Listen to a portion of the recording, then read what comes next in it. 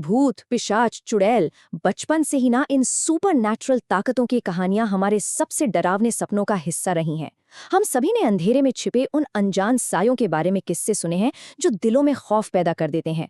लेकिन क्या हो अगर मैं आपसे कहूं कि सच्चाई इन किस्से कहानियों से भी कहीं ज्यादा भयानक होती हो?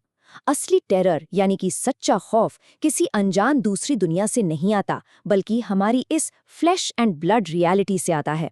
आज के इस एक्सप्लेनर में हम इसी कड़वी सच्चाई का सामना करने वाले हैं। तो कहानी शुरू करने से पहले सबसे अहम सवाल ये उठता है, सच में ज्यादा डरावना क्या है, कोई सुपरनैचुरल एंटिटी या वो इंसान जो ठीक आपके बगल वाले घर में रहता है? आपका पड़ोसी, आपका दोस्त या सड़क पर चलता कोई अनजान शख्स? जैसे जैसे ये चर्चा आगे बढ़ेगी ना, ये सवाल दिलों के सबसे गहरे डर को एक बिल्कुल नए नजरिए से देखने पर मजबूर कर देगा। घोस्ट और आत्माओं की बातों से थोड़ा बाहर निकलकर अब रियल वर्ल्ड मॉन्स्टर्स को समझने का वक्त आ गया है। Okay, let's dive into this. आज के इस सफर को हमने 5 हिस्सों में बांटा है। पहले कुछ अनएक्सप्लेन्ड पैरानॉर्मल घटनाओं को देखेंगे, फिर ऑब्सेशन का वो काला सच जो डर पैदा करता है। तीसरे हिस्से में अपनों के धोखे की बात करेंगे। चौथे में सेंसलेस और बिना वजह की हिंसा, और आखिर में बात करेंगे बचने की जिजीविषा, द विल टू सर्वाइव की। तो बढ़ते हैं हमारे पहले हिस्से की तरफ। Number 1, the paranormal and unexplained. Shadows in the dark. अकेलेपन में रात के वक्त जो डर लगता है ना, ये वही प्राइमल फियर है। जब रात के घने अंधेरे में अचानक कुछ अजीब सा होता है, तो इंसानी दिमाग सबसे पहले उस सुपरनैचुरल डर की गिरफ्त में आ जाता है जिसे वो समझ ही नहीं पाता। जैसे इन 3 चिलिंग अकाउंट्स को ही ले लीजिए। ये दिखाते हैं कि ये अनुभव दिमाग पर कैसे सीधा हमला करते हैं। पहला, the hospital ghoul. Pearl Carter का वो भयानक अनुभव जहां एक ईरी ग्रे फिगर जिसके दांत किसी जानवर जैसे थे, हॉस्पिटल के चैपल में अजीब सी आवाजें निकाल रहा था। दूसरा केस है द पैरालाइज्ड वॉचर। सोचिए, एक ऐसी पड़ोसी जूडी जो 12 सालों से चल फिर नहीं सकती थी, पर रात के अंधेरे में अननेचुरल तरीके से मूव करती हुई अचानक दरवाजे पर आकर खड़ी हो जाती थी। नो वे, राइट? और तीसरा, द जेस्टर डॉल। एक ऐसी इनहेरिटेड एंटीक डॉल जो ना सिर्फ जगह बदलती थी, बल्कि रात में सीने पर बैठकर सफोकेटिंग नाइटमेयर्स लाती थीं। ये सारे एनकाउंटर्स माइंड को पूरी तरह तोड़ने और टेरराइज करने का काम करते हैं। पर यहाँ एक बहुत ही बड़ा और ज़रूरी शिफ्ट आता है। एक तरफ पैरानॉर्मल एंटिटीज़ हैं जो अनप्रिडिक्टेबल हैं, फोकलोर का हिस्सा हैं और सिर्फ माइंड लेवल पर साइकोलॉजिकल टेरर पैदा करते हैं। वहीं ठीक दूसरी तरफ है द ऑब्सेसिव स्टॉकर। ये डर माइंड का नहीं बल्कि फ्लैश एंड ब्लड का है, ठीक हमारे सामने। इनके एक्शंस बहुत कैलकुलेटेड होते हैं और ये डायरेक्टली फिजिकल सेफ्टी को वायोलेट करते हैं। पैरानॉर्मल दिमाग पर हमला करता है, जबकि असल दुनिया का ऑब्सेशन हमारी फिजिकल जिंदगी के लिए एक बड़ा खतरा बन जाता है। और यही सच्चाई हमें ले आते हैं दूसरे हिस्से पर। 2, the dark side of obsession, when admiration turns फेटल।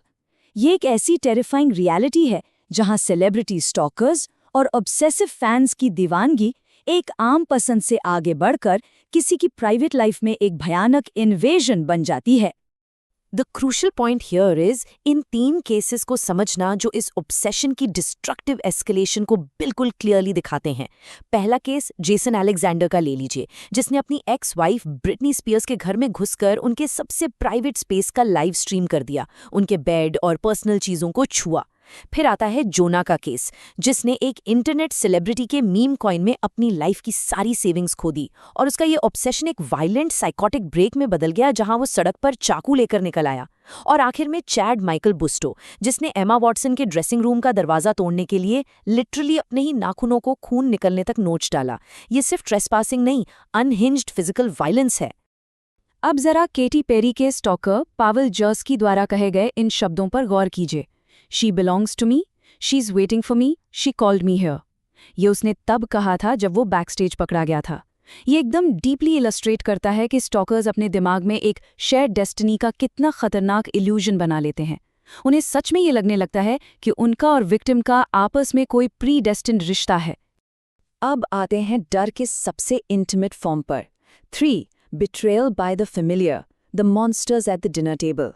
Crime statistics और रिपोर्ट्स बार बार यही साबित करते हैं कि सबसे बड़ा खतरा किसी अनजान से नहीं, बल्कि उन्हीं से होता है जो विक्टिम के सबसे करीब होते हैं, वो लोग जिनके साथ हम अपनी डिनर टेबल शेयर करते हैं। अब जरा इस टेबल में इन शॉकिंग मोटिव्स पर गौर कीजिए। हैरानी होती है, मैडिसन गिन को उसके ही अक्वेंटेंसेस ने बेड पर सोते हुए एक माइनर डिसएग्रीमेंट, जी हाँ, एक छोटे से झगड़े की वजह से गोली मार दी। सारा स्टर्न को उसके चाइल्डहुड फ्रेंड ने एक वर्थलेस पुरानी इनहेरिटेंस के लिए आधे घंटे तक स्ट्रैंगल किया। स्काइलर नीस को उसके बेस्ट फ्रेंड्स ने वुड्स में चाकू मार मार कर सिर्फ इसलिए खत्म कर दिया क्योंकि वो अब उसके दोस्त नहीं रहना चाहते थे। और मेनेंडेस ब्रदर्स का इनफेमस केस, जिन्होंने अपने ही पेरेंट्स का ब्रूटली मर्डर किया, जिसका मोटिव अब्यूज और फाइनेंशियल गेन के बीच आज तक एक डिस्प्यूटेड डिबेट बना हुआ है। ये पॉइंट्स क्लियरली शो करते हैं कि फेमिलियरिटी खुद मौत का कारण बन सकती है। तो चलिए अब आगे बढ़ते हैं और देखते हैं कि ये केसेस टाइम के साथ आगे कैसे बढ़ते हैं। उस इनफेमस किलर क्लाउन केस की 3 दशक लंबी एगनाइजिंग वेट को ही ले लीजिए। 1990 में मार्लिन वॉरेन को उनके अपने दरवाजे पर एक क्लाउन ने फूल और बलून्स देते हुए गोली मार दी थी। सालों तक ये केस कोल्ड पड़ा रहा।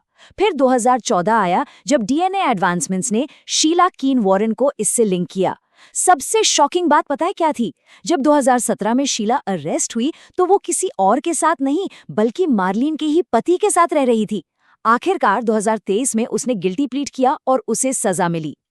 एक हिडन कैमरा की सीक्रेट रिकॉर्डिंग में कैद इन शब्दों को सुनिए। I killed her for nothing. Can you believe that? Fucking nothing. सारा स्टर्न को मारने वाले उसके दोस्त लियम मैकेटिस ने के इन शब्दों में फेमिलियर बिट्रेयल की शियर कोल्डनेस, वो बेहद ठंडापन साफ छलकता है। उसने एक जिंदगी को चंद पुराने बेकार नोट्स के लिए खत्म कर दिया और उसे इस बात का बिल्कुल भी अफसोस नहीं था। ये ब्रूटली कोल्ड नेचर हमें इस एक्सप्लेनर के अगले सेक्शन पर ले जाता है। 4. Senseless acts of violence, the terrifying randomness of stranger danger. जैसा कि हमने अभी देखा कि फेमिलियरिटी खुद एक बड़ा खतरा थी, अब ये सेक्शन उस टेरिफाइंग रियलिटी को एक्सप्लोर करता है जहां एक कंप्लीट स्ट्रेंजर पब्लिक स्पेस में बिना किसी वजह के वायलेंस पर उतर आता है। इन अचानक हुए हमलों में ना एक हॉरिफाइंग कॉमन थ्रेड होता है, एब्सोल्यूट लैक ऑफ प्रोवोकेशन। आपसे कोई गलती नहीं हुई होती। रेजी ब्राउन को टीनेजर्स के एक ग्रुप ने सिर्फ अपनी बोर्डम दूर करने के लिए पीट पीट कर मार डाला। जोसेफ लिंस्की को बिना किसी झगड़े के एक अनजान आदमी ने सबवे ट्रेन के सामने धक्का दे दिया और लास वेगास शोगर्ल्स को एक अनजान शख्स ने सिर्फ इसलिए बुरी तरह स्टैब किया क्योंकि उन्होंने एक फोटो खिंचवाने से मना कर दिया था। ये केसेस साबित करते हैं कि कभी-कभी क्रूएल्टी पूरी तरह से रैंडम होती है। 130 साल, जी हाँ, ये वो मैसिव सजा है जो रिचर्ड एलन को डेल्फी में 2 मासूम बच्चियों एबी और लिबी के ब्रूटल मर्डर्स के लिए सुनाई गई। डाउन द हिल, ये वो विसरल और चिलिंग ऑडियो रिकॉर्डिंग थी जिसे यंग लिबी ने अपनी मौत से ठीक पहले बड़ी बहादुरी से अपने फोन पर रिकॉर्ड कर लिया था। इस एक आवाज ने पूरे टाउन की नींद उड़ा दी थी, लेकिन आखिरकार इसी बहादुरी ने अश्योर किया कि जस्टिस सर्व हो। ये क्लियरली दिखाता है कि सबसे बुरे, सबसे डार्क वक्त में भी प्रेजेंस ऑफ माइंड कितना पावरफुल हो सकता है। और यही बहादुरी इस एक्सप्लेनर को अपने आखिरी और सबसे एम्पावरिंग सेक्शन की तरफ पिवट करती है। 5. The will to survive, fighting back against the darkness. ये आखिरी सेक्शन उन विक्टिम्स की इनक्रेडिबल रेजिलियंस के बारे में है जिन्होंने अंधेरे के आगे हार नहीं मानी और सिर्फ एक आंकड़ा बनने से इनकार कर दिया। ये सर्वाइवल स्ट्रैटेजी सच में बहुत ध्यान देने लायक हैं। पहला स्टेप, फेन कंप्लायंस या कंप्लीटली डेड प्ले करना, जैसा कि मैरियन ने किया था जब एक सीरियल किलर उसे एवरग्लेड्स के स्वॉम्प में खींच कर ले जा रहा था तो उसने पूरी तरह डेड प्ले किया। दूसरा स्टेप, अटैकर के गार्ड ड्रॉप करने का चुपचाप वेट करना। और तीसरा स्टेप, आखिरी मौका मिलते ही पूरी ताकत से फाइट बैक करना, जैसा तारा न्यूअल ने किया था। उसने अपने अटैकर, जिसे डर्टी जॉन के नाम से जाना जाता था, को उसके ही चाकू से डिसआर्म किया और अपनी जान बचाई। इन विक्टिम्स ने बदले में अटैकर्स के ओवर कॉन्फिडेंस और उनके घमंड को ही उनके खिलाफ एक हथियार बना लिया। I survived and I refuse to let fear win. Subway train के आगे धक्का खाने के बाद किसी तरह जिंदा बचे जोसेफ लिंस्की का ये पावरफुल सेंटिमेंट इस पूरी चर्चा का एक एब्सोल्युटली क्रूशियल टेक अवे है।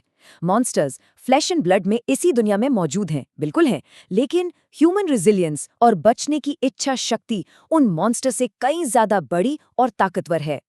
तो आते आते ये सब हमारे सामने एक बहुत बड़ा सवाल छोड़ जाता है। हम आमतौर पर बेड के नीचे अंधेरे में मॉन्स्टर्स को ढूंढते हैं, लेकिन क्या हम उन लोगों को ठीक से देख रहे हैं जो ठीक हमारे आसपास मौजूद हैं? उम्मीद है इस एक्सप्लेनर ने ट्रू क्राइम और ह्यूमन साइकोलॉजी के इन डार्क एस्पेक्ट्स को एक बिल्कुल नए और क्लियर नजरिए से देखने पर मजबूर किया होगा। ऐसे ही और दिलचस्प प्रस्तुतियों के साथ आपसे फिर मुलाकात होगी। तब तक के लिए सतर्क रहिए और सेफ रहिए।